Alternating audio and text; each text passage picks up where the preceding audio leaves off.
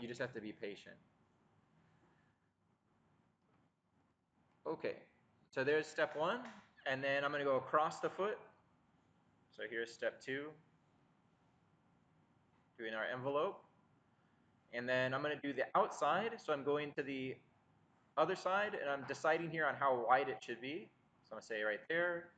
And then I'm going to give this an S curve. Right? To me, this looks like an S if I simplify the calf and then go down into the heel. That's one big S curve. So that would look like this. And then that breaks me to the heel, or takes me there. So now I'm going to go to the bottom of the foot, and that'll be this line. So that'd be a good start. It has everything you need, but it's simplified into curves and rhythms. And so in this one, just for a check of anatomy, why is there a big lift or compression of all these muscles? Right, see how this is like held higher? You can see it on the same side over here, or on the other side. Why are all those muscles moving up? The calf muscles. What's their job? Yeah, raise the ankle. So we have the ankle up, and that's why we have the calf turned on, or pinching. Its job is to lift that bone. Okay, so you really only have to do the bottom part, but I'm going to add the lower leg just so you have it as reference. So if I'm going to draw the bones, I could put in my patella. That'd be a good start. It's an easy landmark to find for the most part. And then here's the end of the femur. And I'm going to make that a cylinder, because that's a hinge joint.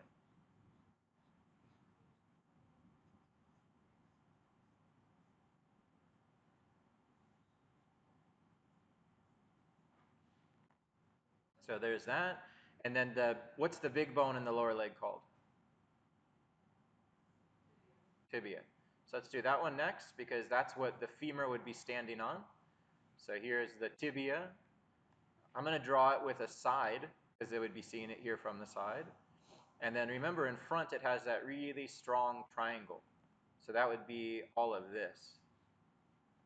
That's kind of the bone narrowing to turn into the longer aspect of the bone.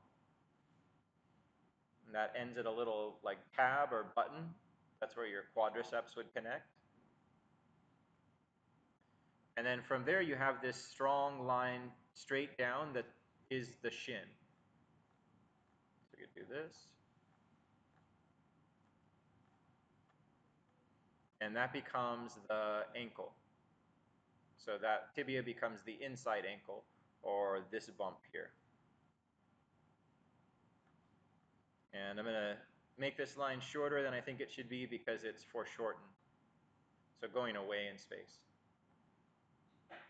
The alternative is you could just draw a cylinder, or you don't have to draw the bones at all. If you wanted to include the lower leg, you could just set up a cylinder like you did for your figures earlier. I'm just drawing the bones in case you need a refresher. The other bone that we would include would be the fibula, and that's this point. Remember, that's closer to the back of the leg. And so I'd put a little ball back here, and then that goes to your outside ankle. And what's something I should remember about the design of the ankles from the inside to the out?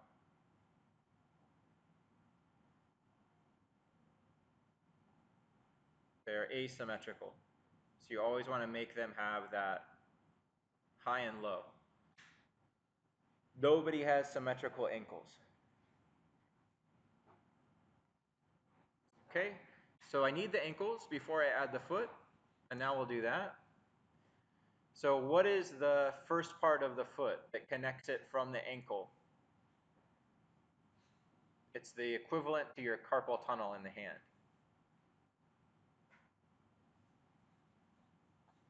Remember, this is your tarsus. So the big bones that transition you out is tarsus.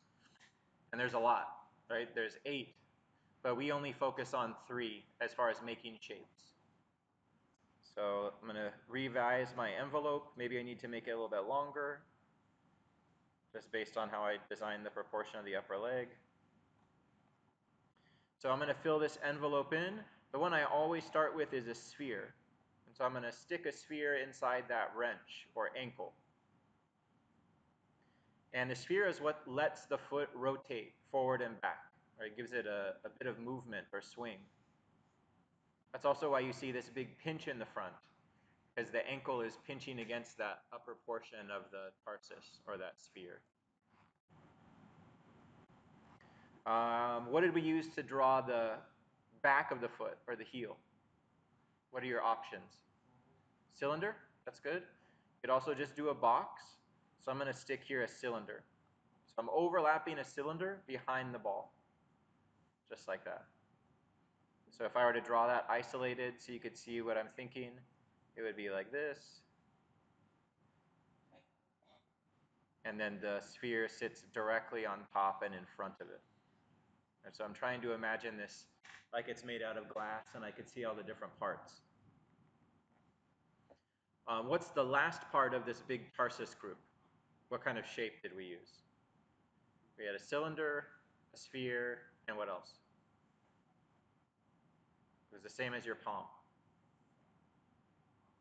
Box. Right, so just like your palm, this whole shape here is the last part of the tarsus, and that is the deck of cards or cigarette pack. Right? So it's about that size, and that's where I'm looking to isolate it. Remember, it's half. So this group goes to the halfway point. If it's easier for you just to imagine where a halfway is, you can do that on your envelope. That way I know where to aim. And I'm going to draw this one in a different color just so you could see it a little bit better. So here's my, I'm going to curve it. So I'm going to make it kind of like a bowed box. You could just keep it a box if you want. And I'm going to add more of a side plane on this side because I see that there's a lot of light and shadow. So that means there's more visible on the outside than there is on the inside. So there's my box. So everything we've used so far is the fundamentals: sphere, cylinder, box, nothing fancy. Stuff everybody could do. And then the last part was just a curved box. And we made a slide. And that's the last part I need before we get to the toes. The only difficult part about this pose is it's in foreshortened. So that means the slide might be a little bit thinner than you would expect, or shorter. So here's my slide dropping down. That's where the shadow is. So it's basically from here to here. And then I know when the slide is ending because it gets light on top. Right? So that would be the turn of the slide coming out. So here it drops down. This is the part in shadow. And then as soon as it gets to that point, now it swings forward. So I'll give a little bit of a curve. And then this is a front plane. So I'm going to make it really short because it's coming toward me. But this would be the part that's getting light before it turns into the toes.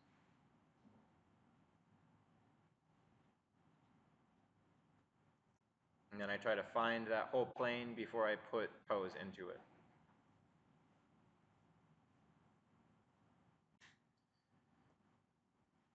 Everybody okay with that so far?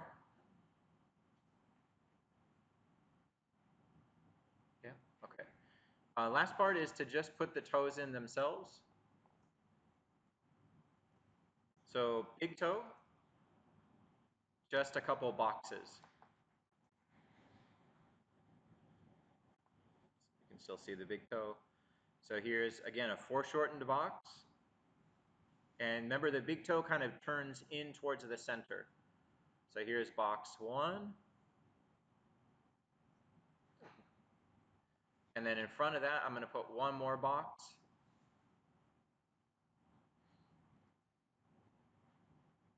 It's going to be slightly shorter and slightly thinner because all of your bones in your hands and toes get thinner and smaller as they get further away.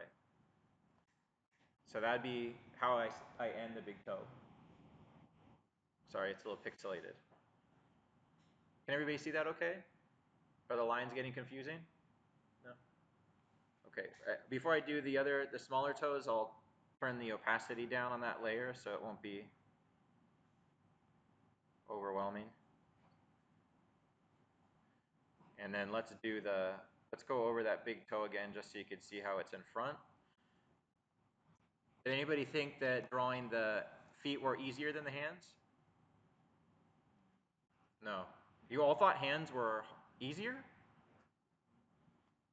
No comment? They all suck? It's unfortunate that people have hands and feet. So here's just some of the icing. This isn't stuff you had to do, but here's putting padding and the nail on top. Just shows you how quickly this can start to feel like it's a real or a fleshy surface as opposed to something that's boxy. So drawing the toes, remember we can group the next three. So I'm going to go across the next three, almost like I'm summarizing again with an envelope. And then what is the character of the next three toes? What do they all do as a design?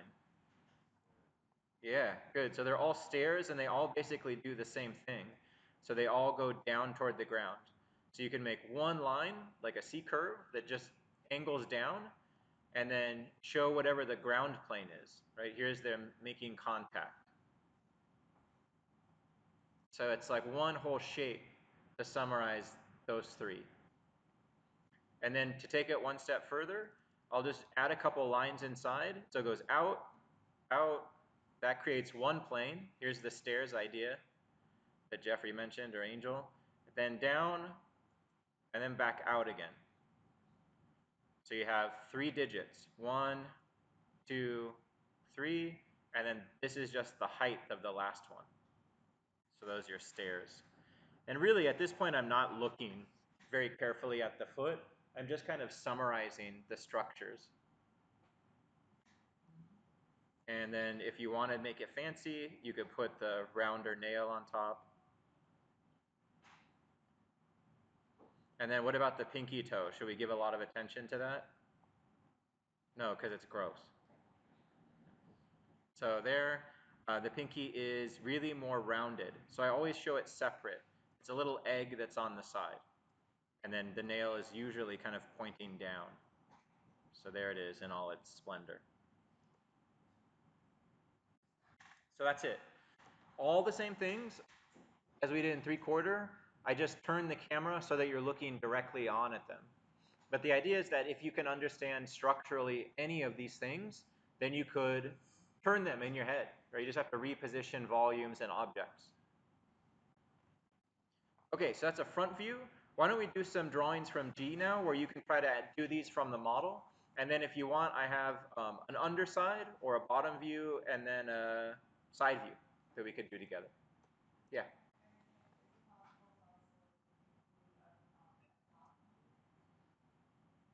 Like you're looking bird's eye down at a foot? I'll look for one. Okay, G, let's do some 7s, but they're only going to be looking at your feet. So if you want, you can stay warm. Feet, and then if you don't see the feet well, you can do hands, since you could use it maybe for your homework.